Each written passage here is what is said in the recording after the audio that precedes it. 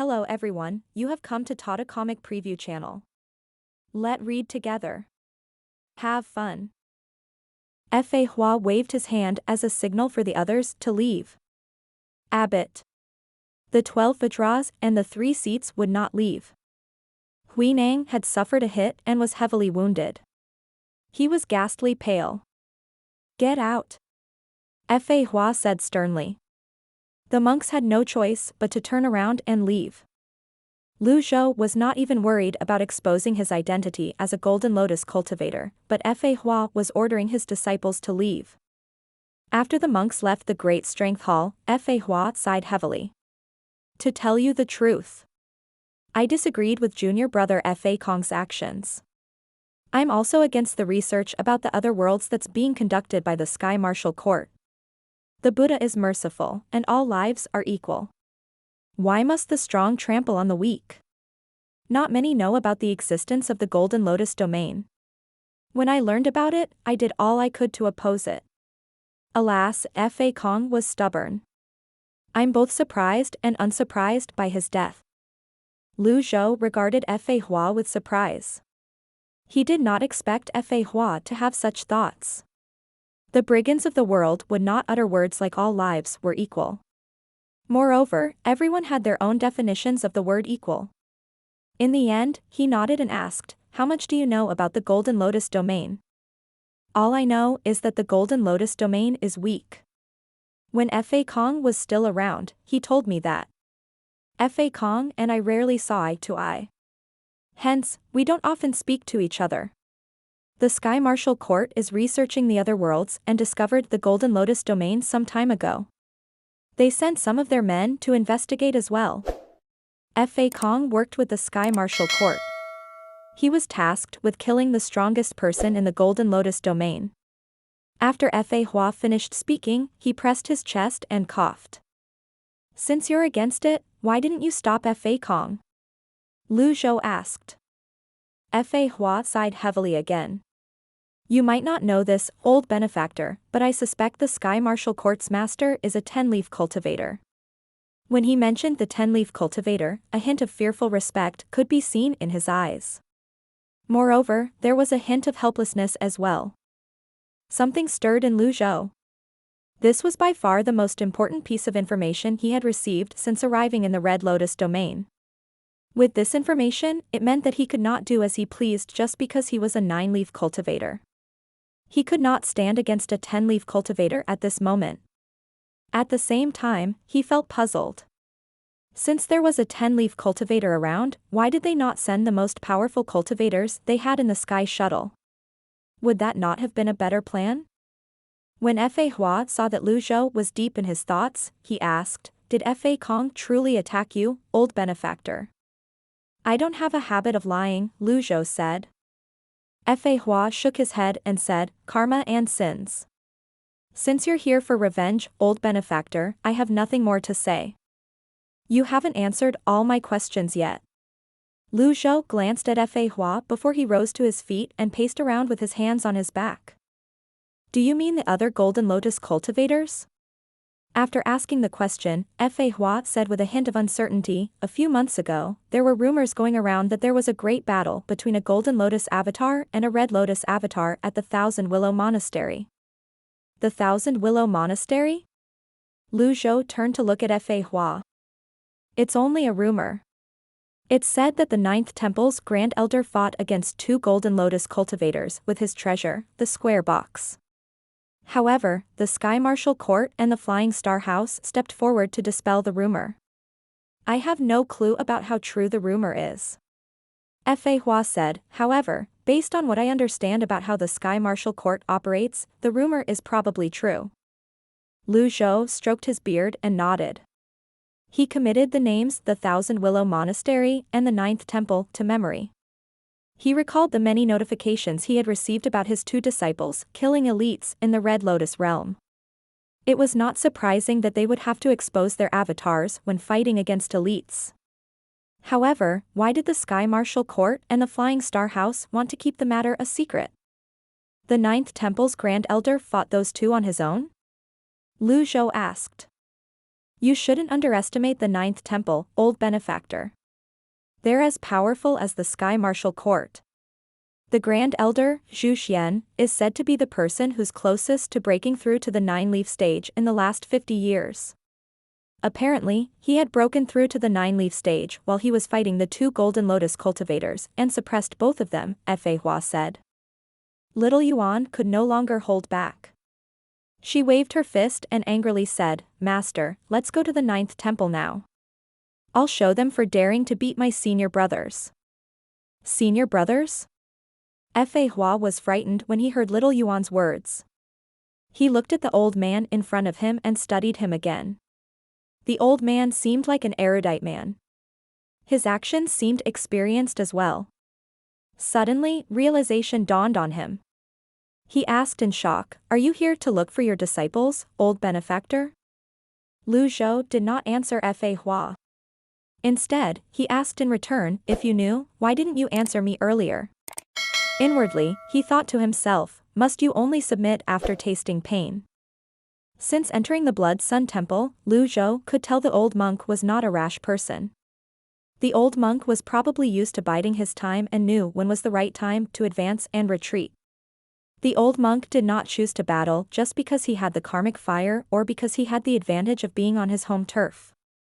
Clearly, the old monk was intelligent. Hua wiped away the blood from the edge of his lips with his sleeve before he said, Old benefactor, I only used half of my strength in that last palm strike. You deliberately held back your strength? Zhou was puzzled. You've seen the 3 seats. The Palm Zen Hall's first seat, Wuya, is the injured one. The other 2 are the West Hall's first seal, Zhou, and the back hall's Huisheng. At this point, he lowered his voice and used primal chi to project his voice to Zhou. Those 3 are from the palace. Zhou's eyes widened imperceptibly. Are you saying those 3 are sent here to keep an eye on you? There are many sects under the heavens. A 9-leaf cultivator can tip the scales in the other direction greatly, and those with karmic fires are 1 in a million. How can the 4 seas remain peaceful if the ruler doesn't have a trick or 2? The palace has its own methods. Although the Blood Sun Temple has 2 karmic fire users, it can't possibly stand up against the entire world, Hua said. With your cultivation base, why didn't you become a high official that governs the lands? Or, you could have freely roamed the lands. Who would stand in your way? Zhou asked. I have no interest in an official career. Although the palace is powerful, its movements are still restricted by the nobles. The nobles originated from the major sections. They keep each other in check. That's how the monarchy functions. Moreover, the Blood Sun Temple is close to my heart. I can't possibly abandon this temple and roam the lands, Hua said emotionally. Zhou felt he knew too little about the Red Lotus domain. The power struggles in the Red Lotus domain were not simple at all. In fact, it might be even more complicated than those in Great Yen previously. Perhaps, he needed to have a longer chat with Hua. At this moment, voices rang from outside the Great Strength Hall. Abbot. Zhou and Hua turned to look. They were none other than the first seats of Blood Sun Temple's West Hall and Back Hall, Zhou and Huisheng. Hua's expression returned to normal. He asked, What's the matter?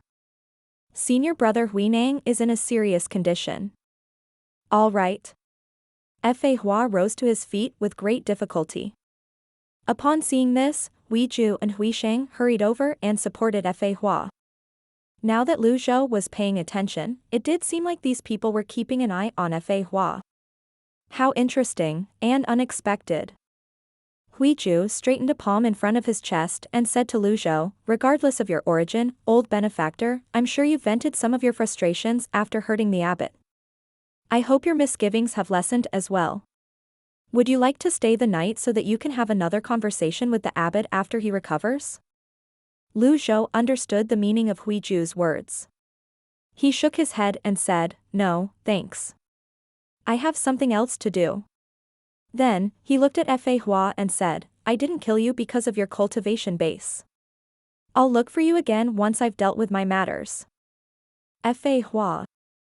Lu Zhou motioned to little Yuan and Conk. The two young girls responded and obediently followed him out of the Great Strength Hall.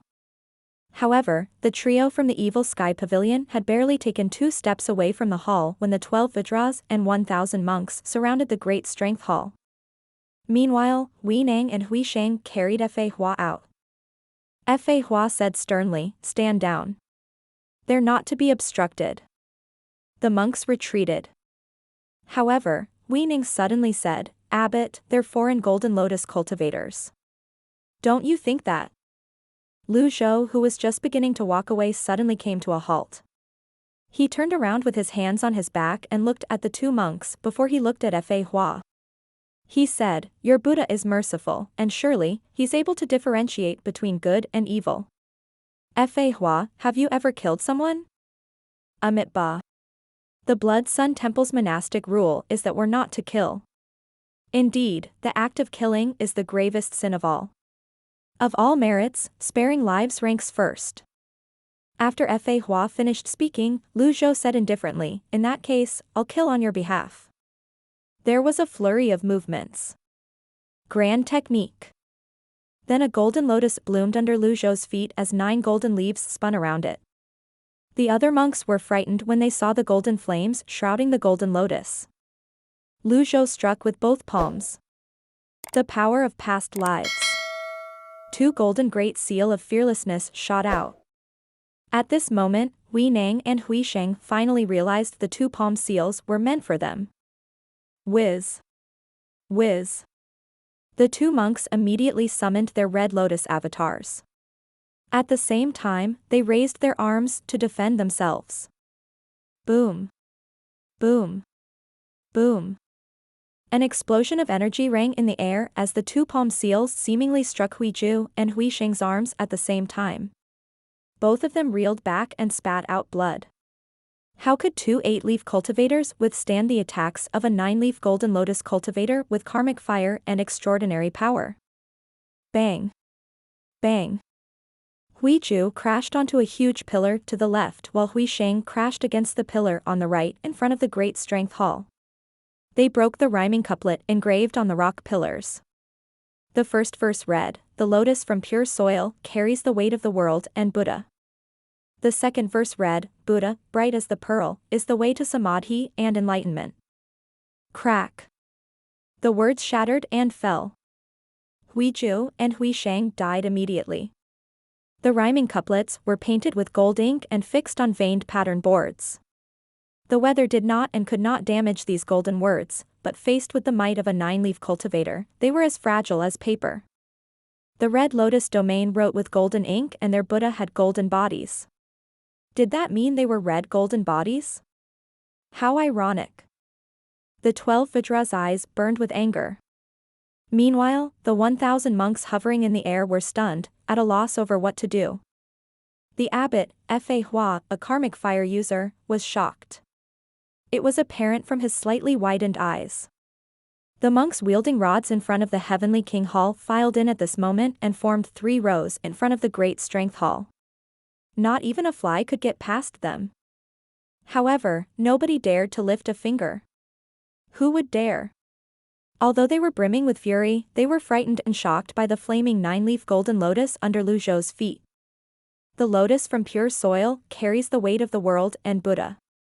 That's a nice poem, Lu Zhou said with his hands on his back as the golden lotus disappeared. Abbot. The monks exclaimed in unison. As long as the abbot gave the order, the monks of the Blood Sun Temple would fight to their deaths. The temple's pride had to be defended at all costs. Moreover, the abbot was also one of the few Red Lotus karmic fire elites in this world. If the abbot fought with all his might against this 9-leaf foreign tribesman, the monks could cooperate with him. With that, they might have a chance of winning. The armed monks prepared to chant their Brahmic verses. All they needed was for the abbot to give the order. The 1,000 disciples looked at Fa Hua. Fa Hua glanced at Hui Sheng and Huiju, who broke the stone pillars. He shook his head and said, "Old benefactor. Why must you put me in such a difficult position?" With the notification of the reward of 5,000 merit points ringing in his head, Lu Zhou's expression remained as calm as a still lake, there was no fluctuation at all. I solved your problem for you. You should be thanking me instead, Lu Zhou said tonelessly. They were only early-stage 8-leaf cultivators, and they were young. I could still control them. Now that they're dead, I still have a problem. You might as well kill me, old benefactor, Fa Hua said with a pained expression. If a 9-leaf karmic fire elite is this worried, the palace must be a force to be reckoned with. If the Sky Martial Court has a 10-leaf cultivator, it stands to reason the palace would have won as well.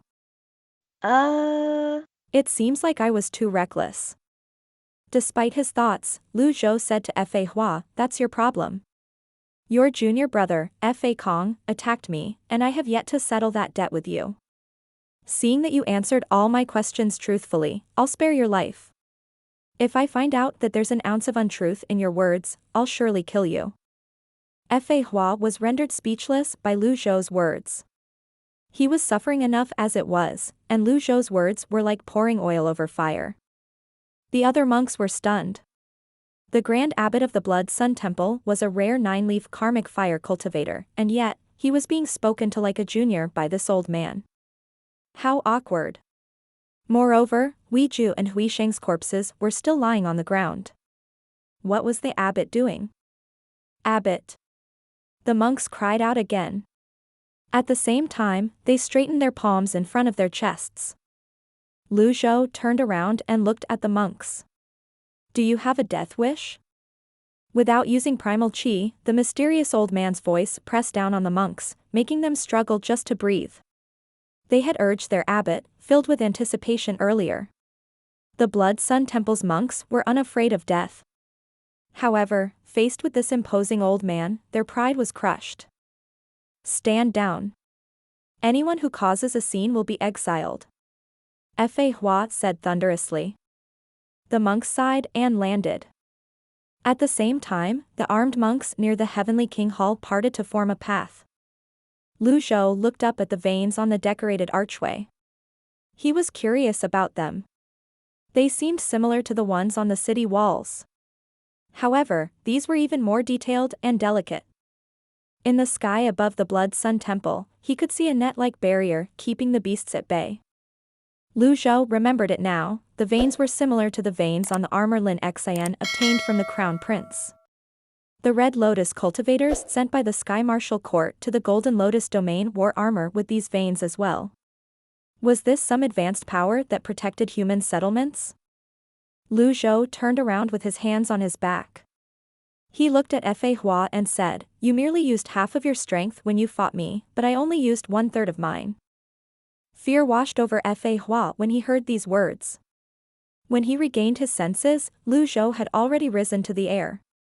Lu Zhou formed an energy shield around himself.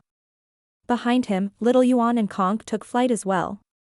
The 1,000 monks from the Blood Sun Temple did not dare to stop them. Lu Zhou's palm shone with golden radiance. There was an imposing pressure that could not be resisted, like something heavy bearing down on the monks. The monks hastily deactivated the formation veins, and the pressure lifted as Lu Zhou left the Blood Sun Temple and Blood Sun Mountain. The monks did not understand what happened. Meanwhile, the 12 Vajras stepped forward.